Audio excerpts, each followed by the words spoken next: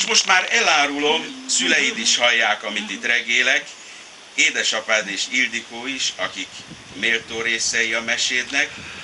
Isten éltessen, Sándor, sok boldogságot kívánok, és ígéretem szerint itt az utolsó ponty. Ponty! Mivel, hogy ez egy tükörponty.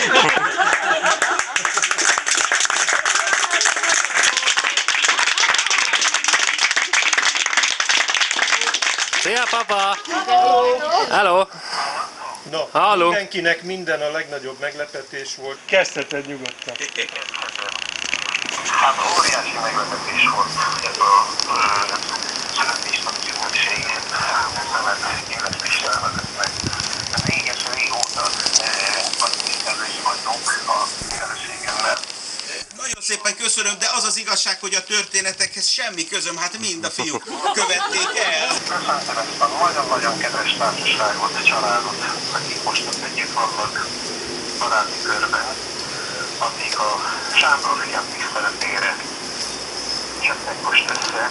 Jó volt végighallgatni Éles Pistától ezeket a mozzanatokat az életről, amik úgy emlékezetesek maradnak, és örök motivációt jelentenek a számodra.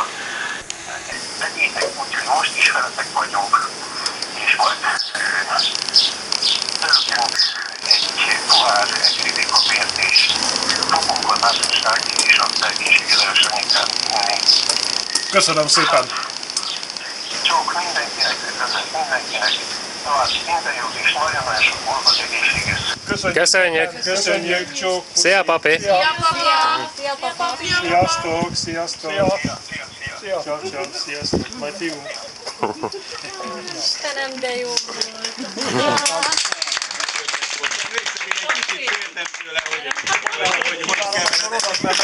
Megköszönöm